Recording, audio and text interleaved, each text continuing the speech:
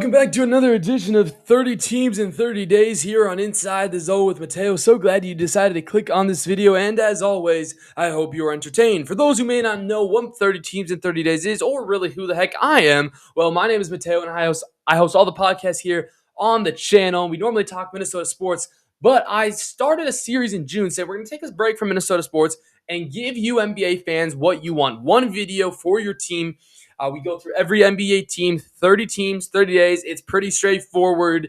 And we take a deep dive through each NBA team during the month of June. Here's a look at the schedule, a big fat X on the left side of the schedule. We go in order from worst record to best record, starting with the Wizards, ending with the Thunder. And boys, we are on day 26, June 26, 2026. The Denver Nuggets are on the are getting ready. They're in the queue here. On deck will be the Boston Celtics. That will be coming tomorrow. In the hole will be Sunday, Detroit Pistons. And then Monday and Tuesday, we got the Spurs and the Thunder. And then, boys, guess what?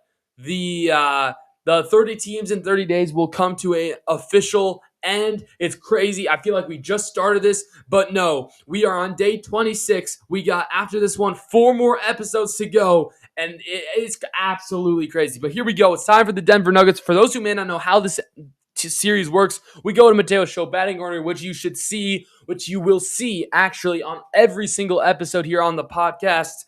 No matter what we're talking about. Maybe we'll talk about the Twins. Maybe we'll talk about the Vikings. I don't know. You always have a Mateo show batting order, though, to start the show. And on the 5 things on the batting order for 30 teams in 30 days, every single episode in this series. How well do they do? Who they should draft? Who they should keep? Who they should target? And what is their early ceiling and floor? Here's one quick thing. Here's a disclaimer. I am recording this June 20th because I'm actually I'm serving at a camp on the week of the June 21st all the way to actually the 26th. So I'm recording this ahead of time. So I apologize if there is a trade that happens and then some of these takes age badly. Also, the draft has already happened when you're seeing this video, so we will not talk about the draft. So that's just a short disclaimer here. I'm recording some of these videos really from the Timberwolves all the way to the Nuggets, and actually I think the Celtics one I'm going to record as well ahead of time, just so there's a quick disclaimer. There might be things that happen, but, at this rate, I mean, we've been waiting for a Giannis trade. We've been waiting for some moves, and nothing's really happened. So who knows? I apologize, but I hope you still are entertained no matter what. These episodes started being, for the first 20 or so episodes, starting to be about 40 to 30 minutes. Some maybe even being longer, but also as we get to these teams that are closer to a championship window, there's less to talk about because maybe they're just 1 or 2 things away from being a contender. So there's sometimes just less things to talk about. These teams are more talked about on a national level, so you guys know more about them. So I feel like these episodes are going to be always shorter, in the 15 to 25-minute range is what I'm guessing.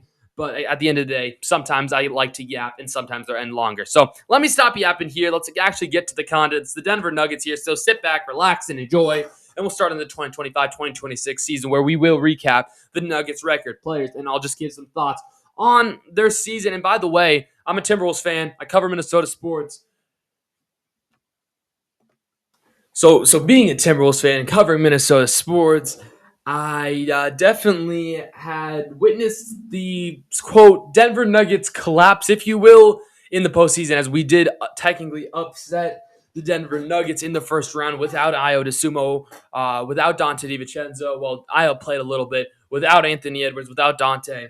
So I'll have a little insights for you based on that series on who they should maybe move on from. But in the 2025-2026 season, already as mentioned, they lost in the first round. They had a record of, what was their record? 54 and 28. They were the 3rd seed in the Western Conference. Had the opportunity to be the 4th seed. Maybe that would have been better for them. But that's, again, another story for another time. Their top scorer, top assister, top rebounder, Jokic averaging, I think, almost another triple-double. Again, we'll talk about the draft later, but we can actually check if he averaged a triple-double here as we go over to take a look at some of the rest of the player stats. In the postseason, he averaged almost a double-double. It was 26, 13, and 9, or almost 10. In the regular season, on the other hand, he averaged, as it loads, because my internet wants to load forever. Of course it does. He averaged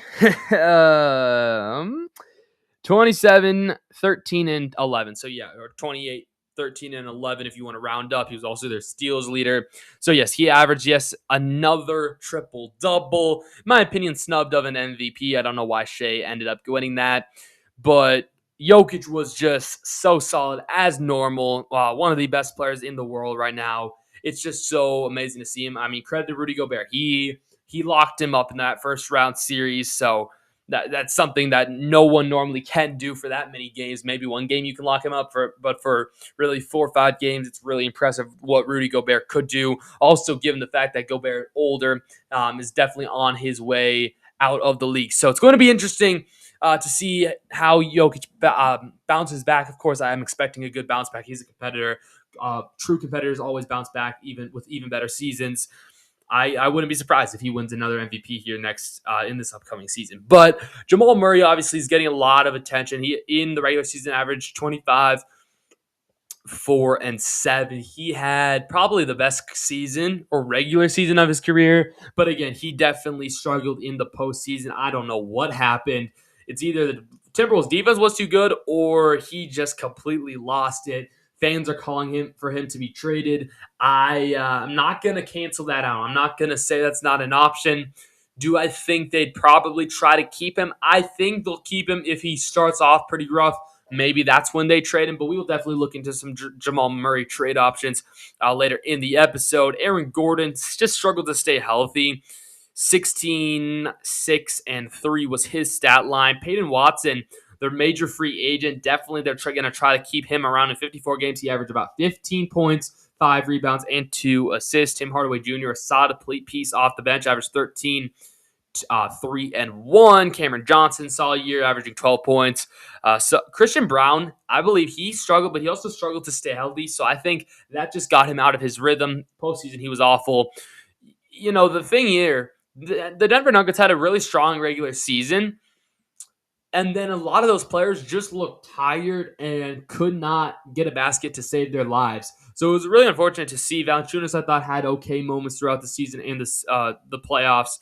But, you know, I think the Nuggets could do better. I think they can do better. So they're trying to get back to the conference finals, if anything, maybe even the finals, to try to get another championship with Jokic. But it's going to be very, very interesting to see how the Denver Nuggets approach this offseason. I don't know if they've made any moves since, I'm recording this video a couple days in advance. I don't know if they're going to make a big move either this season. We'll talk a little bit about that coming up right now as we head over to the first half of free agency because, again, we can skip the draft. The draft already happened. No, not needed. Draft already happened. I don't know who they took. I don't even remember if they have a draft pick.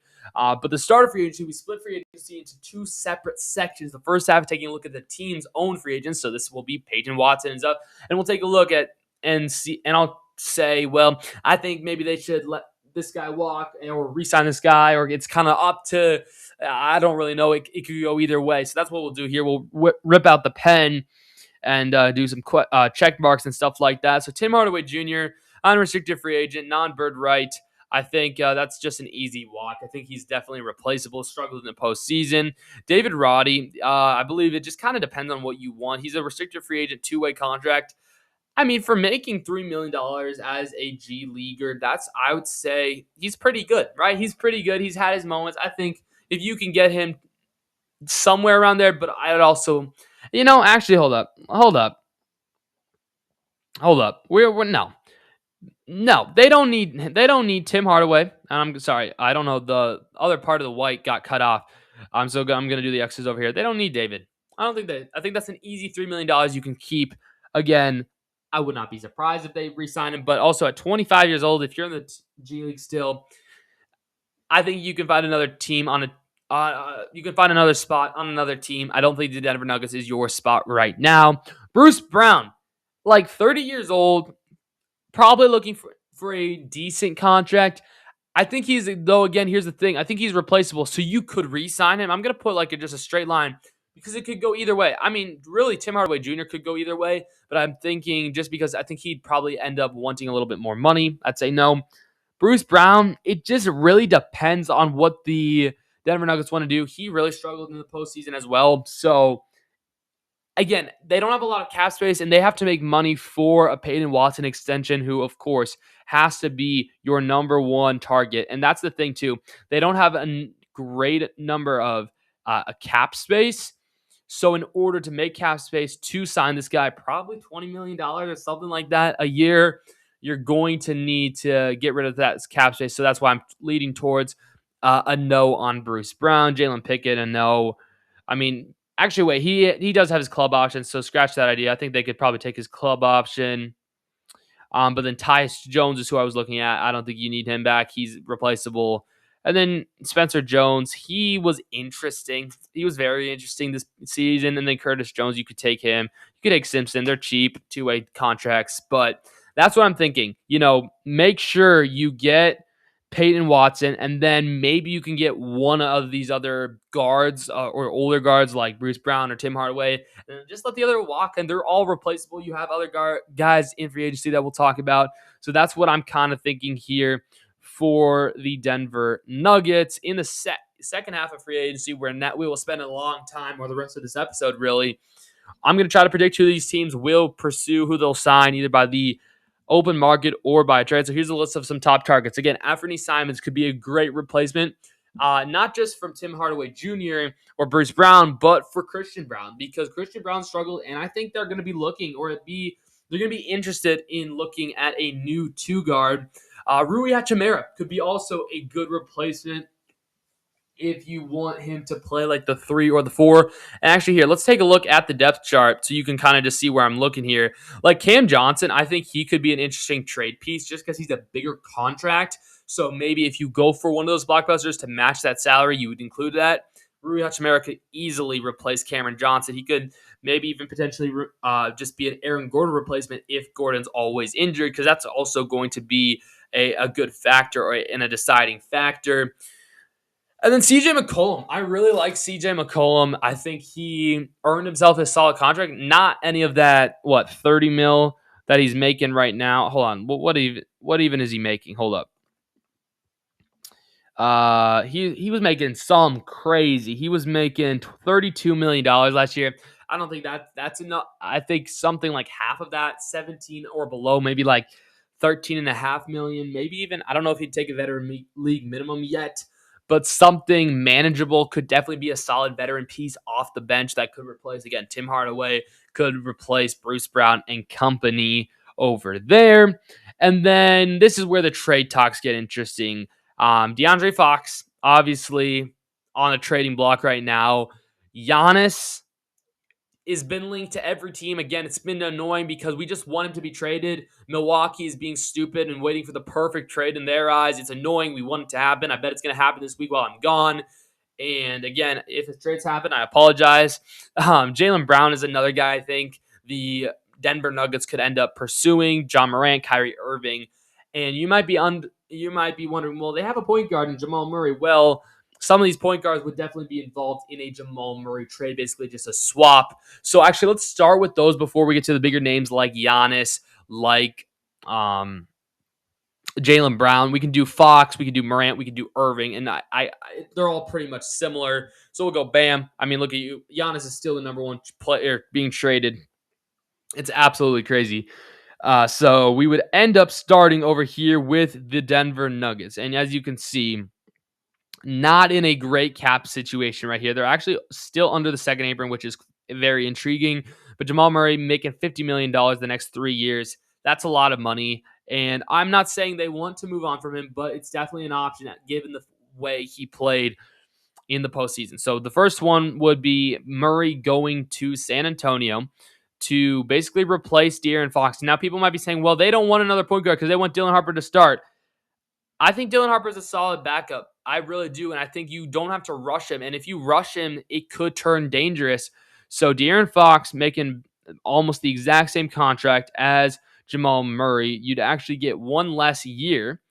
So you'd be able to save some of that money for some extensions later on in the next couple of seasons. That would be in line with Dylan Harper being a free agent. So then you could give him that type of money if he's actually being that, and then being that type of player. And then you could let Jamal Murray walk technically. So Stephon Castle in 2 years needs an extension. Carter Bryant in 3 years. And then you have other guys that will need contract extensions in the next couple of years, Victor Wembanyama. So trying to save some money, that saves you a year. You actually do gain a year of age for Jamal Murray. He's a year older than De'Aaron Fox, but I do think he's a little bit better. Devin Vassell is also going to need a contract extension in the next 3 years. So again, I'm pretty sure this would work straight up. I don't know. Yeah, this would be fine. Like the Spurs could take 12 million more. I think Jamal Murray is the better player here, so I think the Spurs would have to give up a little bit more. I don't know if it's a first round pick. I don't know if it's a first round pick, and it could be a first round pick for this year, which is like it could. I don't know. Like it could be just that later. I think 24 or something around there, maybe. But for just to play safe, I don't know what the Spurs have done with their draft pick since I'm recording this video or ahead of time. Let's just say a 2027 first round pick and De'Aaron Fox for Jamal Murray. I think that pretty much is a solid trade. And again, it does work straight up like that. Again, there's the other teams, John Morant, who's been listed as probably getting moved on from, and he's making 42. This can make it a little bit more challenging, but I think it works out a little bit better. It's 2 years of John Morant for 3 years of Jamal Murray. The Grizzlies do have salary. This actually saves some money for the golly, I'm blanking on the name. Denver Nuggets. And I do think you could potentially add in that 1 year of Cameron Johnson, or Christian Brown is actually under a contract for 5 years at 25. I think they want to give Christian Brown another shot. What if you do Cameron Johnson, Jamal Murray? You're going to need obviously a pick in return for this. So say you're the Grizzlies pick in 2027. So you get a first round pick, you get John Morant, and you need a salary filler of some kind. Scottie Pippen, I feel like could be a solid addition to your bench to back up John Morant. Something like this. I'm not saying this is perfect. This is just to give us an idea of what could happen. Grizzlies are actually taking in $17 million too much. So Santi Aldama could actually be a very interesting addition to the Denver Nuggets. The Nuggets would get Aldama, Pippen, and John Morant. I do think in this scenario, then Aaron Gordon would be traded. You are able to save salary. You get rid of Jamal Murray. You get rid of Johnson, who I don't know if they're going to do that. I think they like Johnson. I don't really know what the Nuggets are going to end up doing, but I'm just trying to get something to work. And then I believe, this would work. You can maybe add in another pick if you want. But it's fascinating what the Nuggets could do over here with the Grizzlies. Then, of course, there is Kyrie Irving brings that veteran mentality, another veteran to put alongside Nikola Jokic. He's actually making even cheaper than these other guys, so it could make it interesting. Jamal Murray, Cooper Flag are those set pieces in Dallas now, and I think in this case you might be able to do it straight up.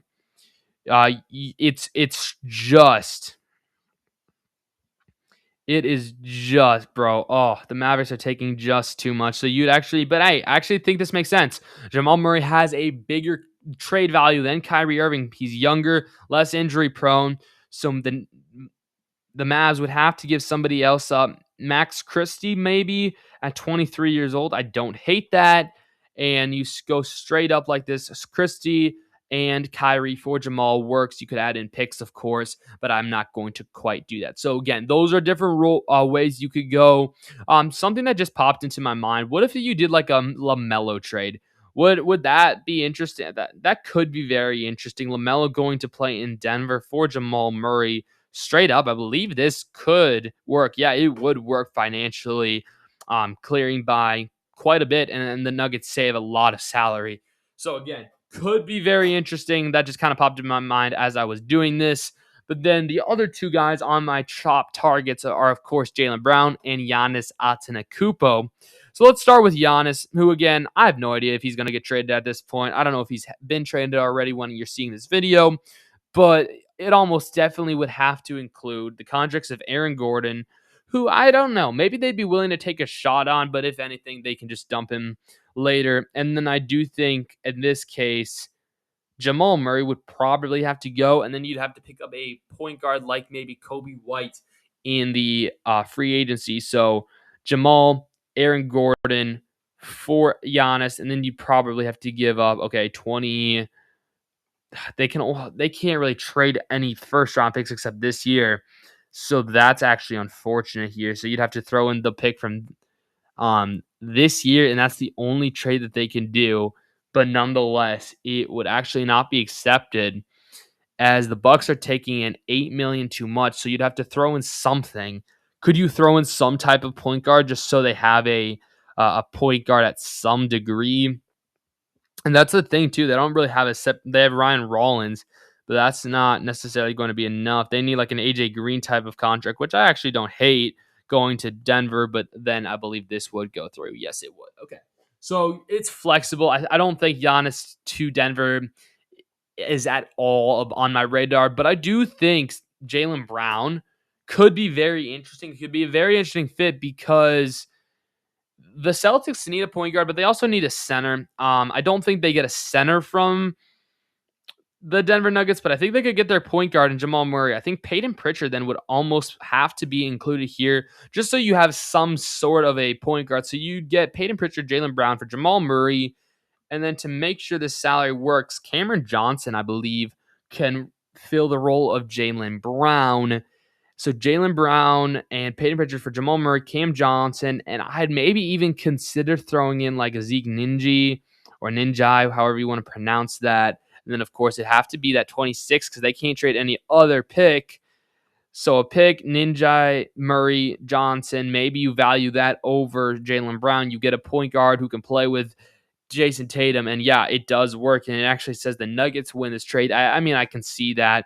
You'd probably have to get in a third team in here to maybe like Atlanta. You can give them someone, and they can give some more picks to the Celtics or something like that. But it's very fascinating what the Nuggets can do. There's a lot of different options. I think CJ McCollum, Maria Hachimura, Anthony Simons are solid free agent options. If they have a mid-level exception, they probably do. So, yeah, I mean, let me know your guys' thoughts. What do you think the Denver Nuggets should do? But one more thing here. We got ceiling and floor. There's going to be 2 bullet points stating without the moves I suggested and with the moves I suggested, and then it's going to list the ceiling. So without the moves I suggested, I think this team's ceiling is the Western Conference Finals. I think they could potentially beat one of the top dogs, but I don't think they could beat both of them. Like that in this instance, I think they could beat an OKC or a San Antonio or a Minnesota in the second round to advance to the Western Conference Finals. But then whoever they would have to play in that, I think they'd just be too tired, and they're not that. I don't think they're deep enough without the moves I make. But with the moves I suggested, bringing in another point guard, I don't know if you can win another championship with Jamal Murray, just deepening out your team even. That could just help so much, and it could make your team a contender. So that's just kind of how I feel on the Denver Nuggets. And please, again, in the comments down below, let me know what you think on the Denver Nuggets. I want to hear all your takes. Denver fans, did I say anything that got you a little mad? Let me know in the comments down below. Those videos always get more views because people are commenting. Please comment, help the channel, hype the video. Please like and subscribe if you have not already. Turn the notification bell button on so you never miss any episodes. And please come back tomorrow for day 27, which will be the Boston Celtics. We'll go through all the Jaylen Brown trade rumors.